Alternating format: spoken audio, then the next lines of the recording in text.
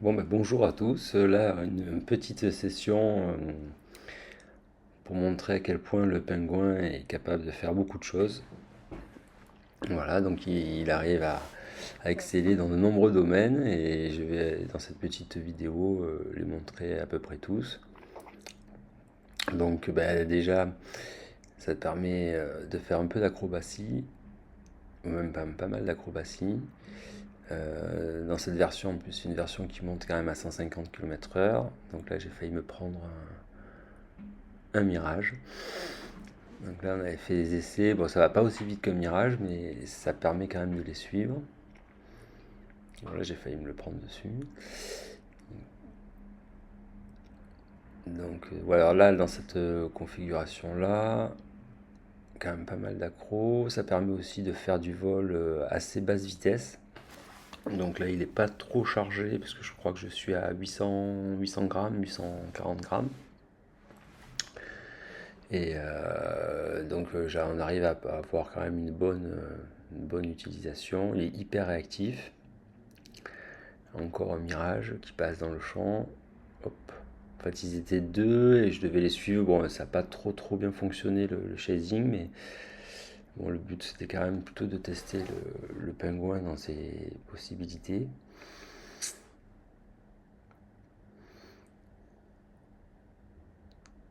Voilà, donc là tout ça en vol acrobatique. Et donc l'intérêt aussi c'est quand même de pouvoir voilà, d'être assez réactif sur les petites acrobaties. Donc là, les moteurs sont un peu upgradés, c'est des 22 ou de 20, 0,4. Donc ça permet de taper 140 facile, 150 même. Et puis voilà, le pingouin il est capable de fonctionner à 30 km/h, 40 km/h sans décrocher. Ça permet vraiment de faire du vol très basse, très très basse altitude. Donc de s'amuser assez facilement. Alors voilà, on est entre 30 et 40 et ça tient, quoi. Après, bon, celui-ci il est un peu plus lourd, mais bon, avec le pingouin d'origine, on n'a pas besoin d'aller aussi vite.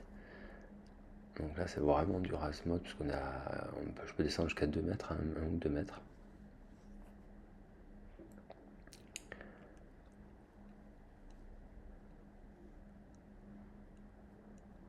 Donc là, je suis en mode accro, enfin, on appelle le mode horizon. Voilà, ça permet de faire beaucoup de choses. Voilà, donc 40 km/h, voilà, entre 30 et 40, il est tout à fait stable. Bon, il n'y a pas beaucoup de vent, hein, donc ça permet vraiment d'avoir. Il n'y a pas de vent du tout, même d'ailleurs. Et puis après, en accélération, on va beaucoup plus que 120 km/h, avec à peu près du 50 ampères, hein.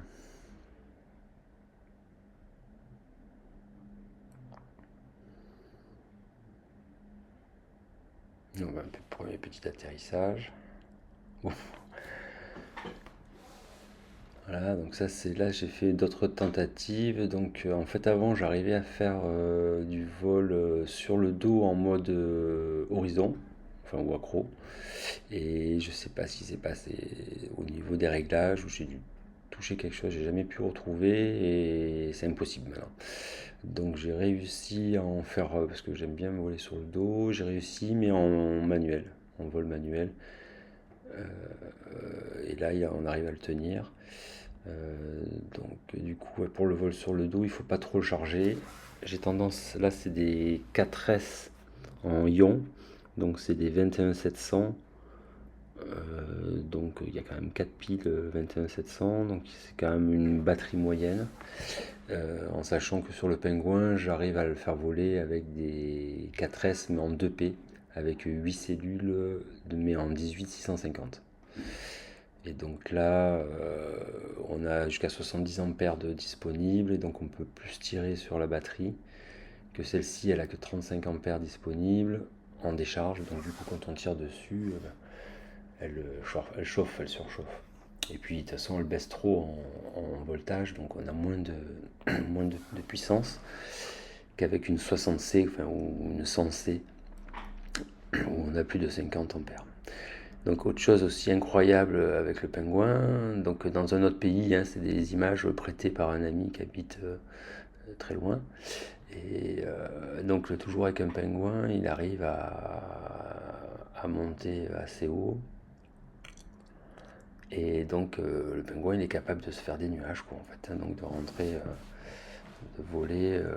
Donc de ce qu'il me disait, il était au moins à 2 km d'altitude et avec un bon bitrate quand même. Ça, c'est quand même l'avantage de ce petit engin, c'est de fournir assez de puissance.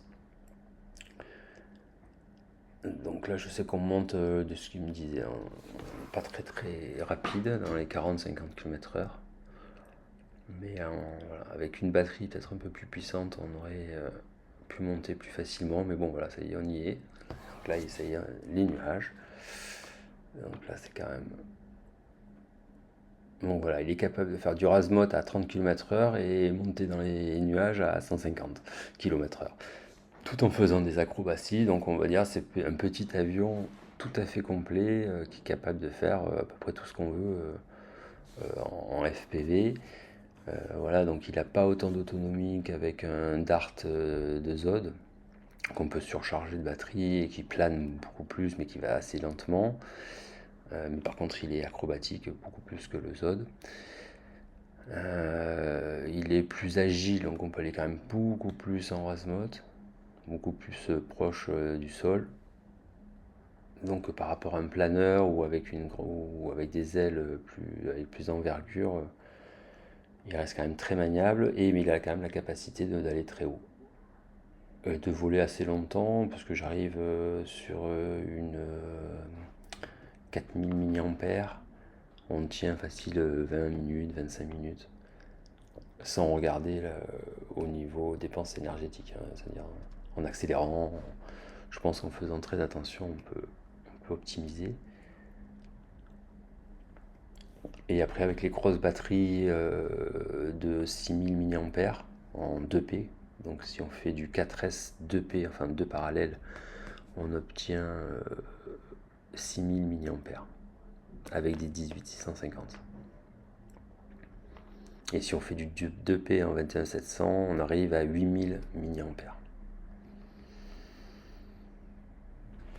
Voilà, merci et à bientôt.